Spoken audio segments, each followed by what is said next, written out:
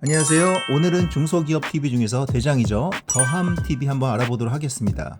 일단 사이즈는 43인치. 제가 좀 이걸 오래 사용을 했어요. 1년 넘게 사용을 하면서 진짜 실사용기 진짜 장점 단점 이것들을 말씀드리도록 하겠습니다. 중소기업 TV 궁금하신 분들 많으시잖아요. 저도 이런저런 TV들을 많이 검색도 해보고 구매도 몇 번 해봤었는데, 일단 32인치 우리가 서브로 쓸 것들은 32인치가 일반적이긴 하고, 근데 32인치는 조금 작다 보니까 한 43인치까지는 생각을 해볼 수 있을 것 같습니다. 그래서 작은 방에 아니면 안방에 서브로 쓸 수 있는 TV를 많이들 검색을 하곤 하시는데, 이게 돈을 좀 아끼려다 보니까 정말 중소기업 중에서도 가장 저렴한 라인들 10만원대 제품들을 많이 보고 계시는 것 같아요. 근데 10만원대 제품들의 단점이 뭐냐면, TV를 연결해서 볼 수는 있고 나오면 또 잘 나와요. 근데 이게 우리가 주로 요즘에 많이 보는 게 유튜브나 넷플릭스 아닌가요? 그런 것들을 보기가 상당히 불편하다는 거죠. 물론 올레드 TV 이런 것들을 사용을 해서 TV 시청을 할 수는 있겠지만, 그래도 상당히 불편함은 어쩔 수 없는 것 같습니다. 그 중에 중소기업 TV 중에서 대장인 더함이라는 브랜드를 눈여겨볼 수 있겠는데요. 일단 만듦새는 굉장히 좋습니다. 베젤도 옆에서 보면 상당히 얇고요. 근데 좀 뒤로 가면 두꺼운 부분도 보일 수 있겠죠. 연결잭들도 굉장히 많습니다. 호환성도 굉장히 좋고요. 일반적인 USB 이런 포트들 다 있습니다. HDMI도 2개씩 들어있고요. USB를 삽입해서 영화를 본다거나 어떤 미디어를 시청하기에는 부족함이 없을 것 같습니다. 요즘 TV들은 저가형도 이런 게 잘 나오니까 이런 것들은 다 기본이라고 볼 수 있겠고요. 배사율도 일반적이라서 일반적으로 벽걸이 TV 대체해서 사용할 수 있을 것 같습니다. 아까도 말씀드렸듯이 이 제품의 가장 큰 장점이 리모컨으로 원터치로 넷플릭스랑 유튜브를 시청할 수 있다는 겁니다. 이 리모컨이 진짜 개꿀이에요. 자, 구글 플레이 가능하고요. 굉장히 편의성이 좋은 그런 리모컨을 제공을 합니다. 만듦새도 괜찮습니다. 삼성 같은 느낌의 그런 고급진 느낌도 조금 있는 것 같아요. 자, 한번 켜보도록 하겠습니다. 자, 실제 구동 시간을 보기 위해서 편집 없이 한번 진행을 해보려고 했는데요. 초기 부팅 시간이 꽤 깁니다. 이 정도가 되는 것 같아요. 근데 처음 부팅하는 거니까 이거는 좀 감안을 해야 될 것 같습니다. 삼성 TV랑 비교를 하기에는 조금 무리가 있지 않나 싶은데, 아무래도 저렴한 가격대, 요즘에 20만원대에서도 구매가 가능하더라고요. 이거 구매할 당시에는 40만원대였던 것 같은데 20만원대면 충분히 괜찮은 가격인 것 같습니다. 자, 일단 안테나 연결을 하지 않았기 때문에 아무것도 나오지 않습니다. 이거는 와이파이 용으로만 사용을 하고 있습니다. 미리 세팅을 해둔 와이파이를 이용해서 유튜브를 먼저 구동을 해보도록 하겠습니다. 버튼을 누르고 나서 이 정도 딜레이가 생기는 것 같아요. 그냥 조금 참을 만한 그런 느낌이죠. 처음에만 이런 거니까 이 정도는 참아줄 수 있을 것 같아요. 자, 유튜브 나왔습니다. 약간 딜레이, 렉 같은 느낌이 좀 있죠. 자, 버튼 누르는 속도랑 한번 비교해 보시겠어요? 버튼을 누르면 살짝 딜레이가 좀 느껴지는 것 같습니다. 이런 식으로 이동도 잘 되고요. 리모컨으로 사용하기에도 크게 무리가 없어요. 보는 데는 크게 무리가 없는 것 같습니다. 검색도 잘 됐었고요. 자, 플레이를 해보도록 하겠습니다. 약간 렉이 있죠. 자, 처음에 한 번, 두 번 정도의 렉이 나오고 이때부터는 괜찮게 나옵니다. 화면도 굉장히 쨍합니다. 이게 실제로 보는 거랑 제가 지금 찍는 영상이랑 약간 느낌이 다를 수가 있는데 전혀 부족함이 없는 느낌이었어요. 이게 서브로 쓰는 거라고 감안을 한다면, 물론 메인 TV로 쓰기엔 조금 부족해요. 근데 서브로 쓰기에는 상당히 괜찮았던 것 같습니다. 이렇게 옆으로 넘겨볼게요. 어느 정도의 딜레이가 있을지 아주 약간 기다리면 이렇게 시청을 할 수 있을 것 같습니다. 이 정도는 참아줘야죠. 이거 못 참으면 삼성 가야 되는 겁니다. 자, 넷플릭스 한번 구동해 보도록 하겠습니다. 넷플릭스 구동하고 나서 시간이 꽤 걸리죠. 넷플릭스 이제 로고가 나오네요. 자, 한참을 기다려야 됩니다. 이게 처음에만 딱 이런 거니까, 이게 처음에 잠깐만 참아주면 그때부터는 좀 편안하게 쓸 수 있을 것 같아요. 넷플릭스 로딩이 생각보다 좀 길죠. 자, 구동해 보도록 하겠습니다. 자, 처음에만 이렇습니다. 처음에만 이게 풀 HD로 나오는 건데 화질도 괜찮고 IPX 버전이거든요. 제가 말씀드리는 거는 이제 서브 기준으로 말씀드리는 겁니다. 메인 TV로는 조금 부족할 수가 있어요. 이 정도의 딜레이가 발생하고요. 약간 답답하다는 느낌이 솔직히 있긴 합니다. 자, 넷플릭스 화면 한번 보도록 할게요.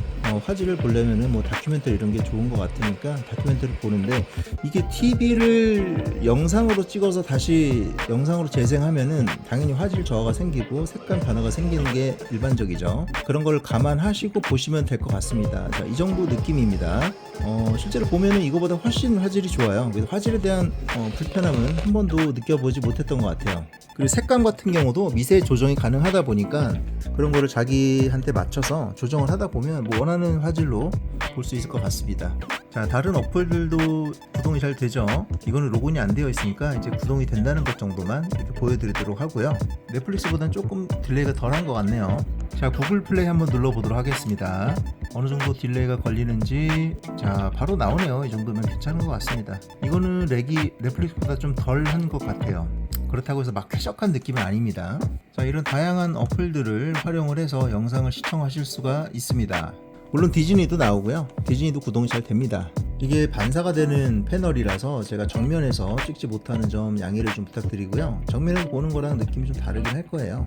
일반적으로 중소기업 TV가 화면은 그렇다 쳐도 음질이 좀 부족해서 망설이시는 분들이 많이 있는 걸로 알고 있습니다. 음질이 조금 먹먹하고 대사를 알아듣기 쉽지가 않은 그런 느낌이 좀 있죠. 근데 제가 예전에 영상에서 말씀드렸듯이 그 블루투스 스피커를 이용해서 영상을 재생하면은 상당히 좋은 그런 느낌으로 시청을 할 수 있을 것 같습니다.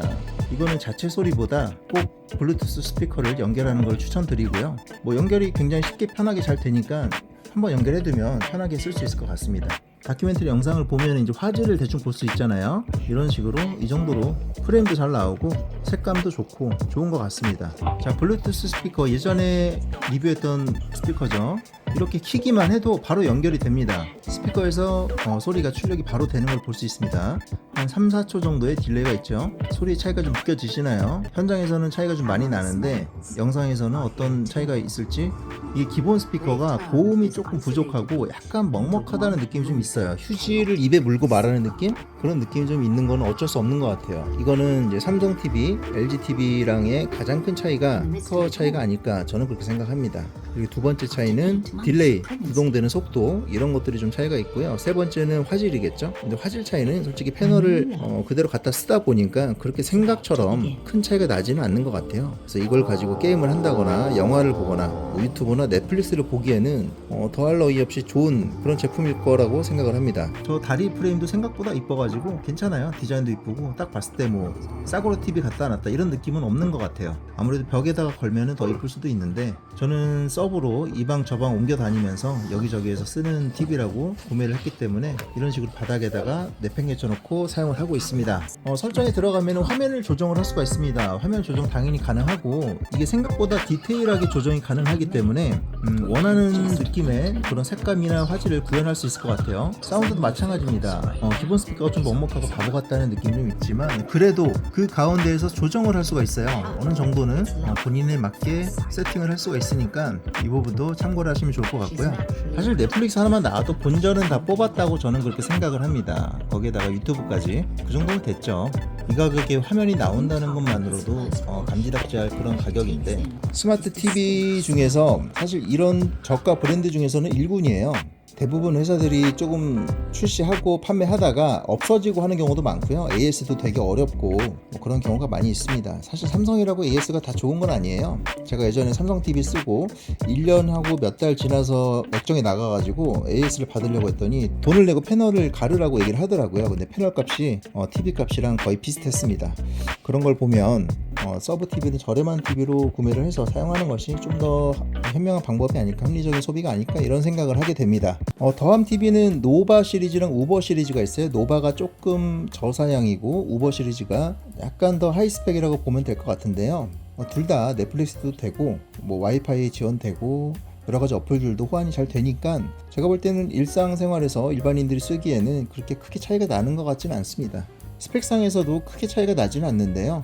제가 볼 때는 가장 저렴한 라인으로 구매를 해도 기본 이상은 하는 것 같습니다. 전국에 서비스망을 보유하고 있다는데 과연 이게 서비스가 얼마나 잘 될지는 모르겠지만 서비스망이 여러 군데 있다는 게 또 의미가 있는 것 같아요. 마음이 심적으로 좀 안정이 되는 것 같습니다. 사실 TV가 고장나는 게 그렇게 쉬운 것도 아니고 뭐 삼성 TV라고 고장이 또 안 나는 것도 아니기 때문에 그런 부분은 생각보다 구매 요소에 있어서 조금 영향이 덜한 것 같아요.